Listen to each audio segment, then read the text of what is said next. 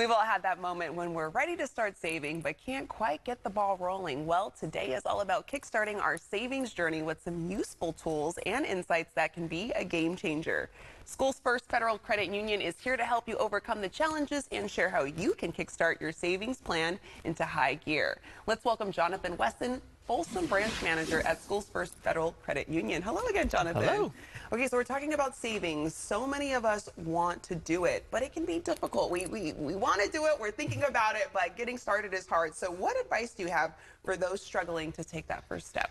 Well, the desire to start saving is the most important first step. Okay, good. And then I'll tell my members often that the next step is to make savings a priority by paying themselves first.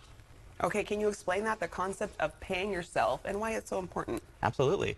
So paying yourself first is about prioritizing your savings goals over your unnecessary expenses. So for example, most people, when they get paid, they'll go and pay their necessary bills, right? Items are rent, bills, loans, things like that. And then they'll spend the rest of their money on unnecessary items like going out or entertainment. So by the time the topic of savings comes up, there's really not much left to work with. So instead, you really need to change your mindset to have the savings become a necessity of your monthly expenses. Okay, so it sounds a bit like treating our savings like a non-negotiable bill. So how does this mindset help us achieve our financial goals overall? Well, so that's it, right? You have to have the mindset of savings is the priority. It's a necessity. So if you want to achieve your savings goals, you need to recategorize that savings as part of your necessity expenses.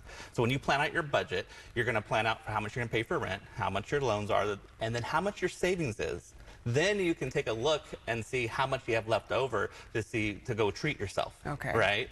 Now, the good news is, once you've mastered that and you've started savings, right now, it's a great time for savers because interest rates are on the rise. And you're going to be able to find accounts that are going to pay you compounded interest that are going to help you boost your savings goals. Okay, you mentioned compounded interest. Could you break that down, what that means? Definitely. So compounded interest is accounts like a certificate of deposit or a money market account.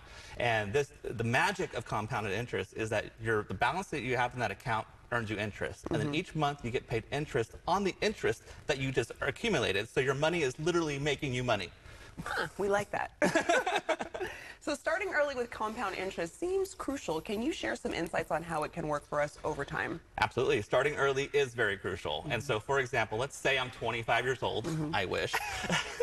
And I wanted to take $2,500 and put it into a compounded interest account, let's say earning 7% annually. If I did nothing to that account, I just left it there. When I turned 65 years old, that $2,500 turns into $37,000. Not bad for just letting it sit there. Now let's take that same example and let's add $25 a month to it. By the time I reach 65, I've now accumulated $97,000 off my original $2,500, right?